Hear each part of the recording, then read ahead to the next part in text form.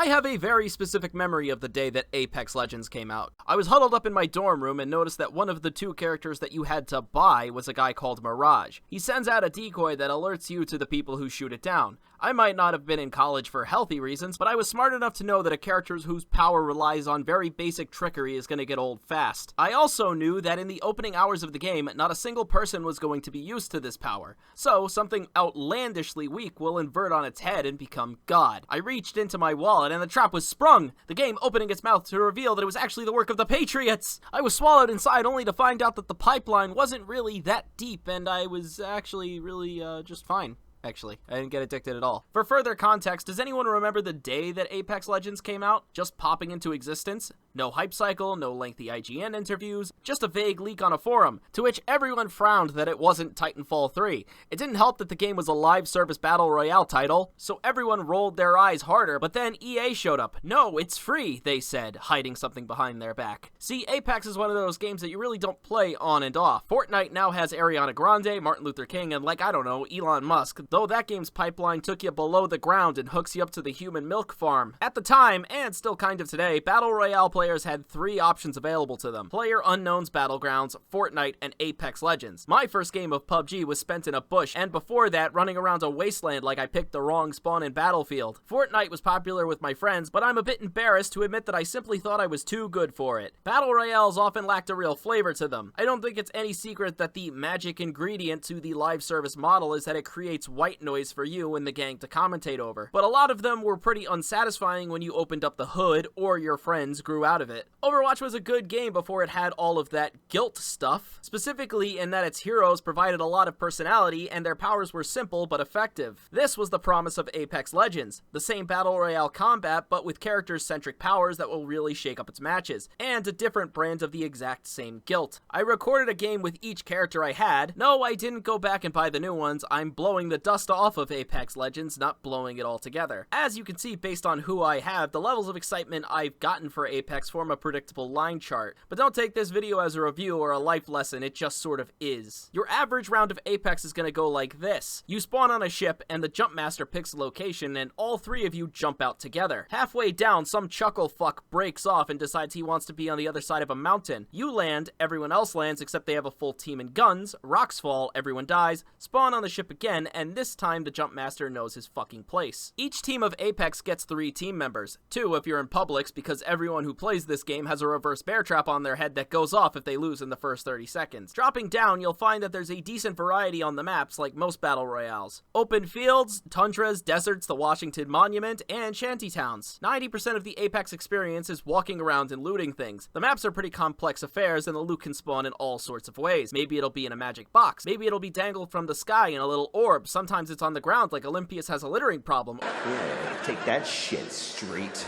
Or maybe it'll be in a blue magic box. In fact, Apex can get pretty boring after a while as all you've been doing is sitting there hopped up with anxiety, anticipating ambushes that will never come. The loneliness might even make you want to turn on your mic and see how it feels to command a squad by yourself when you have neither the rapport with these two strangers or the certainty that they can even hear you. Looting, though, is good. You're pretty much incapable of grabbing something worse or useless as the game physically prevents you from downgrading your gear. The variety of things to grab and the genuine amount of effectiveness each one of them has is actually staggering. Feeling doubly better after you've spent 5 minutes wandering around an abandoned town talking to yourself. It's one of the good things about battle royales as this downtime and gathering stage gives them this autonomous pacing feature. The fights of Apex actually have this really intense feeling to them because of all that hiking around. You'll need to work around the character's powers in the moment while gauging the situation and finding the right timing to push through their defenses and raise hell. You can't do the poke and peek game forever as any single one of them can be healing the damage you've done or winding a nuke out of their pocket, usually resulting in a single charge moment where one side rushes in and starts firing like crazy. Hence why I always carry a shotgun in one of my slots, particularly the Peacekeeper because that thing feels like butter. You're free to break off from these charges whenever you want, want, but if you're like me, it's because you know your team will make perfect cannon fodder while you try and make a real plan. I know this varies from person to person, but I like my time to kill kind of high. If someone gets the drop on you, that should be to their advantage, but for a lot of games, that's just the win condition. You get enough health during a skirmish that you have real time to assess your options. You can swap guns, think of a creative use of your power in the moment, attempt to break off and reconvene with the team and use their backup to recover, which is, like I said, why we fucking push when they're down. I could have said all of that gushy shit, and it still wouldn't be the reason we're here. The legends of Apex are the main reason to play it. Without them, you have decently designed combat floating on top of a stale piece of white bread.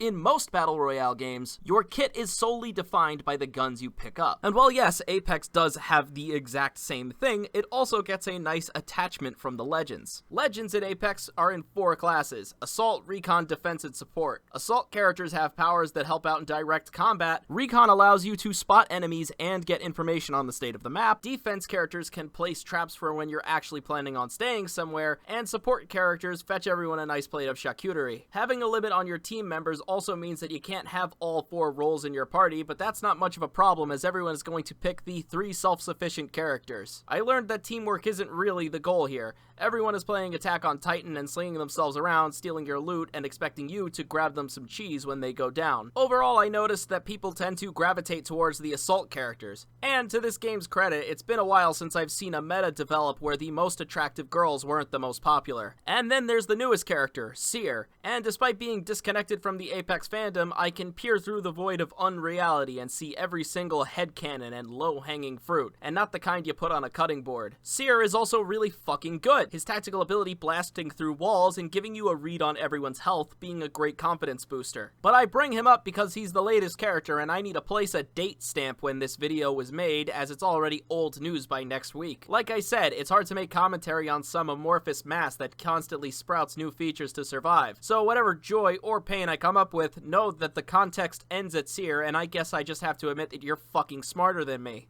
Apex's cycle tends to drop a new character, new splash screen, big shiny trailer, and then random stuff they thought would be nice. This occurs every 3 months, and I'm starting to see a major pattern with these live service games and that 3-month cycle. It doesn't help that all of these are around the exact same time, like these games have been having consistent sleepovers for the past 3 weeks. I do know that if you want to play the new character, it's a dice roll every game, and to some people, not getting that first character is considered breaking the rules. The first person in the party gets to pick their character first, no shocker. The second person gets 2 armrests, and the third person has the least amounts of options but will get to be the Jump Master. As I said, there is no position with less respect. Jump Master gets to temporarily steer the team when jumping out of the plane, but if that responsibility is too much, you can just easily pass it to the second player if you want them to have the window too. Now, the most important thing about any game where you need to meet up with a bunch of strangers is your etiquette. I'm gonna say something that I'm sure will annoy a 12-year-old watching, but I kind of enjoy thirsting my kills. For the 40-year-olds watching, thirsting is when you down someone, and instead of checking the room for their allies, you focus on executing them as fast as you can. Based on what I can tell, people tend to avoid this for 2 reasons. The first is that it takes a while and you leave yourself open to interruption. The second reason is that it's considered dishonorable, and that the team who survives the fight should be allowed to revive their friends. I like thirsting because I've always put very little faith in myself actually winning the Battle Royale, and consider myself an agent of chaos to cause as much emotion as possible. Realistically, this game has a pretty forgiving revive system, but it cripples that team in the moment and has a decent chance to permanently separate your victim from all their gear. That is, if the violent loss of their teammate hasn't driven the other team to throw their life in an attempt to thirst you back. Now it's time for the fun part. I'll give a small rundown on the Legends in a more condensed manner. Just remember, I come and go from this game like it's a fling that I never truly plan on dating, so I had to study up with a bunch of YouTuber tier lists. The first thing I learned is that the weaker characters are Wattson, Fuse, and Mirage because I knew I was gonna be right. The second is that the Apex community is fucking boring. I swear to God, if I went up to a 3D printer, it would have one of these guys as its default setting. Like I said, I'm not a part of this fandom, so consider this some random fool's advice rather than any actual guidelines on how to play them. Plus, I literally do not have all the characters, and unless you're gonna super thanks me into slavery, I'll just have to live with it. But before I go on to analyze these guys as a whole despite being full of them, let me again ring the comedy bell. Let's talk about the shittiest class of the 4. Defensive classes. Okay, shitty is a bad word, but I think you need to roll a very special set of dice to allow them to be applicable. That sacrifice being that you need to pick a spot to stay in, rather than scavenging new loot. You also need a leash to tie those two randoms into your plan without running off. And I'll start with my favorite defense character, Caustic. Caustic sets these traps that can spray out poison when someone gets near them. The damage from this gas scales in relation to how long they stay in, and can blind the people inside it. But the main reason I'd say he's one of the good uns is that he can chuck out these in a firefight like it's some kind of natural defense mechanism. But unlike most biological functions, he has evolved past smelling bad or being embarrassing. He has the utility of blocking doors with them, forcing people to kick them down, or, if you're against me, wondering why someone has been running around the map kicking every door down for fun. This is opposed to Watson, who can place her electric fences in very specific spots, and Apex has so much verticality that you can climb over them. But her levels of disrespect don't end there, as I can end up playing a public match with her where I'll chisel the perfect set of wires only to see my teammates sharing not even a glance at them before running over the goddamn hill to get dishonored. That said, I've always had this funny soft spot for her. Not because of her personality, I wish she'd be quiet, but because of a personal phenomenon that is entirely centered on myself, which I have called the Sombra effect. That is to say that if a character comes out and they're really bad, I'll often play with them longer than most people because I want to be the guy that makes you feel bad about losing to me. It'd be like if they died and then the Billy doll got up and started teabagging them. Finally, there's Gibraltar, who might get credit as the only other useful defense character, but personally I think he's more offensive. He does throw down a big helpful shield to give you some protection in a firefight, but oftentimes you'll use this in the moment to set up some cover. If you and the fellas are hunkered down in a building that you hope to disguise as abandoned, nothing is gonna ruin that like a tall LED orb being worn like a little hat. There's also rampart shields, which can be nice at a pinch, but they're decently vulnerable while they go up, which is enough to convince me to only use her twice. What pushed me over the edge when it came to buying rampart was that I had a guy I was co-writing a shitpost with, and we couldn't play jack shit during our breaks because he had a PC and I had a PlayStation. The crossplay function had to bring us together when we were very busy not doing the thing we were trying to do. And you know what?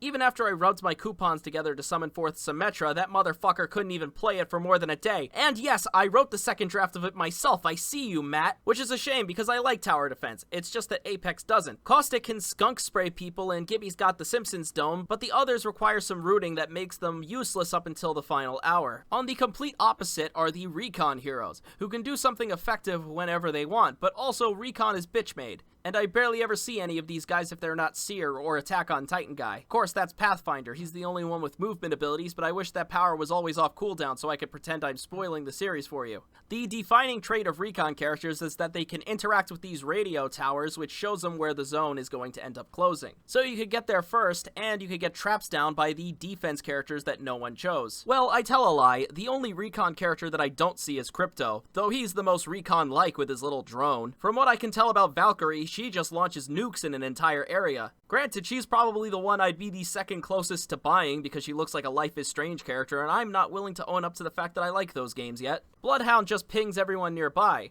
I do get a kick out of their passive that gives Bloodhound the ability to see clues in the environment though, most of which are old and don't tell you a whole lot. It's like playing Nancy Drew while everyone else is playing Hatred. A lot of the time it's mostly just, oh, that's nice. You're telling me a Caustic was running around here? Fucking crazy. Granted, you pair that ultimate of theirs with the shotgun and...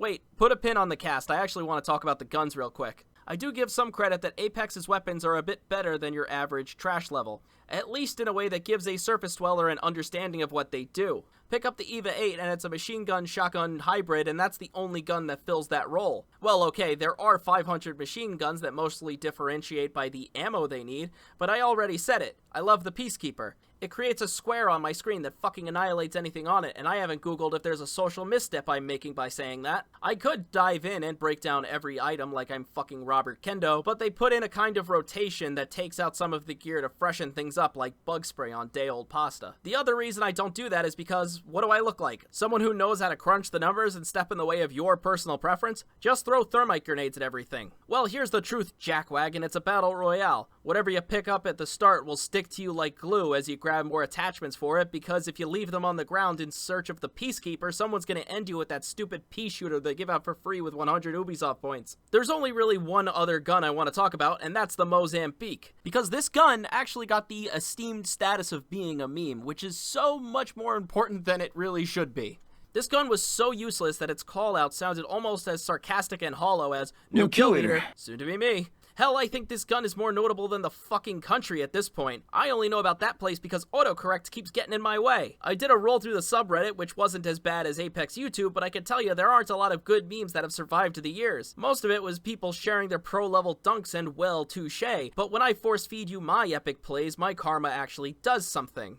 Now back to the programming with the smallest group of characters in the game. I've been wondering if I've been pronouncing charcuterie right. Maybe I'm overindulging, but I thought it'd be funny to leave the blank spot exposed, to throw a dart at the board in a very public setting. However, for a party this big, it's a little disturbing that the event only hired 2 waiters. Lifeline is what you would expect out of a support character. Her key power allows her to throw out a drone that restores health or picks up downed teammates. Here's the thing though, she's really the only support character. The other character, Loba, does not heal, does not buff, she doesn't even tell you that you were trying your best. And one of the core pillars of this game now has half a leg, and I can't afford to find out if that makes sense or not. I really wish there was some assessment of the value here, because the characters are worth $7.50, but the minimum I can spend is $10 because the people who made this game are nefarious and evil lizard people. Plus, I'm at the point in my life where $10 is an embarrassingly major decision, and in the face of that, I guess I just need to admit I'm wrong. Loba is support, go nuts. Even if the Spanish thief idea was enough to make the Sombra effect feel just right, my own robberies haven't gone as well. If that comparison wasn't already a little apt, Loba's main ability allowed her to toss a ring that she teleported to. Though she doesn't shout that her ultimate is useless, so there's an L. And it's funny I say that because the character closer to Sombra is Revenant, who might be one of the most unfitting characters in any game ever. Revenant gets one of the cooler ultimates, but his power is wacky and underwhelming, made up for by a very strange passive for his crouch walk. And he's a little rude. Revenant fires out an orb that deals minor damage and silences the people who touch it. Except in most situations, if a man with a gun is trying to kill you, the time you spend firing a silence ability at them is probably the time it takes for them to become the new kill leader. Revenant does get 2 charges, and the orb lingers for some, quote, deterrence, but there's a reason Kojima spelled deterrence with a nuclear bomb, Revenant. The orb goes away after 10 seconds, which is about enough time to call your Watson useless and maybe watch the enemy team heal. If we're talking the timeline of me and Apex, though, the reason I have Revenant is because I was a stupid fucking intern at a gaming news website and I wanted to prove that I wasn't useless even if I only wrote 1 article a month. In that situation, the nice thing about live service is that 90% of the game's budget goes into the character trailer, but all the big boys already uploaded that. And let's not forget just how much colder a place the world is without these shorts, since they're the only time games like this can have some traditional narrative weight. The Dragon's short is still one of the most mind-blowing things I've ever watched. No, I don't feel fucking guilty. I could still enjoy things no matter how much Twitter says I shouldn't. And I'm glad the animated short thing is a tradition that has remained. How else are you gonna rope me in without showing Revenant crash through glass and reject his humanity in front of the character I wish I mained instead? Unfortunately for me, I had to watch this, then follow up with, sadly, we do not know anything about the character's abilities or kit. Are you excited for Revenant? Let us know in the comments below. But I do thank Revenant for being the one that taught me that being snarky in an earnest news-style format just doesn't fucking work and makes you look like a dumb wannabe. Oh, hi Mirage, I was just talking about you. Mirage was that guy I mentioned at the start of this video. He sends out a holographic decoy. The clones don't do much, and they really aren't old enough to be conscious, so they don't fire bullets either. His only benefit is that if you suddenly run out like an NPC, the bad guys might assume you're one of his decoys. Is that risk worth it? Do you really want to explain to your teammates that you dove out of cover like a madman because you somehow thought the other squad was pro-life? Out of all of the assault characters though, many lack real damage dealing abilities. Usually they have movement abilities or debuffs. Fuse is probably the closest to an actual DPS because he can fire off a rocket that fills the room with damage. Why do I have him? I actually don't remember. Nothing. There is a blank in my life where ostensibly I bought and played Fuse. This man has stolen a portion of my time just to be bottom tier to a YouTube guy with an animated intro. You know what? Screw what God says. I think Fuse is alright. If I can drop a giant wave of death in one place, it can't be all bad. I mean, Bangalore does the same thing with her smokes and not the ones she uses after she bangs your mom. Of course, if I really wanted to do the Apex class shuffle, maybe instead of Loba, I should have been simping after Octane, the speedy jump pad guy.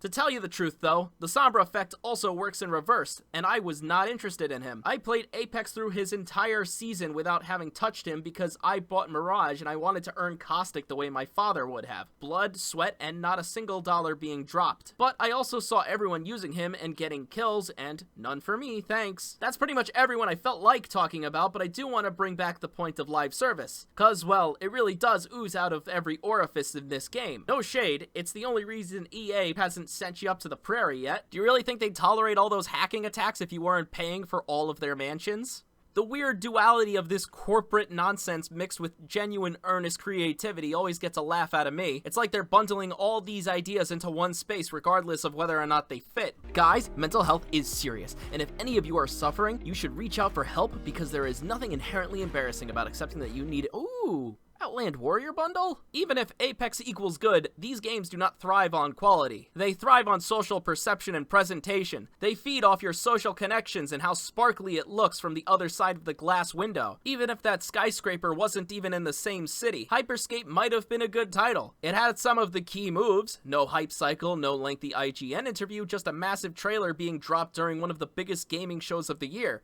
And what the hell happened? This thing is as unfeeling and soon to be dead as the anti-vax community. Was it inferior, or did it just not keep people enthralled through the social media machine? I bet some of you are wondering what on earth this even is. What if I told you that Ubisoft made its own battle royale that focused on speed and special abilities in a virtual neon city? Granted, I will tell you that Hyperscape is awful. It's got a high time to kill like Apex, but it's also got an insanely high amount of mobility and regenerating health alongside paper-thin character frames, resulting in some of the worst gunfights in my life that tend to end in anticlimaxes as one party escapes and sucks their thumb for health. I played Hyperscape for this. If I wanted to pack 10 people into a party made for 50, I'd go back to my neon-slathered student housing. It died because Ubisoft didn't have any dangling fruit for people. They didn't come out with banging trailers about losing your humanity or...